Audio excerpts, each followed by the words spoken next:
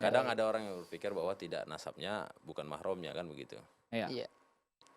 Dalam hal ini apa namanya, ketika seorang melakukan perbuatan zina dan kemudian hamil, kemudian apa namanya, menikah tadi ya, Iya. sampai menikah ya. Sebenarnya anak yang di dalam kandungan hasil perbuatan zina tersebut seharusnya tidak dinasabkan ke bapaknya, tadi sudah dipahami memang ya. Dengan demikian, dengan konsekuensi ya, seorang ayah tersebut tidak bisa menjadi wali bagi si anak perempuan tersebut ya. Waris? Ahli waris juga tidak, Oh, karena waris juga tidak dinasabkan ke dia kan, tetapi Oke. dinasabkan ke ibunya ya. Ya. Nah, kemudian tadi masalah satu rumah ya, ini terutama yang perempuan ya. Wallahu alam bisawab ya, karena dia sudah menikahi ibunya ya.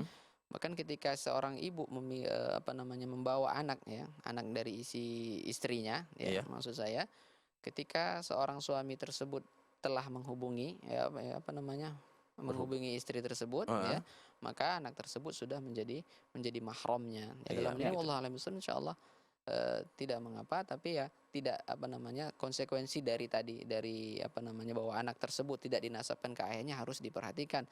Jangan sampai dia nanti malah menjadi walinya Iya. begitu. Wallahu alam bisawab.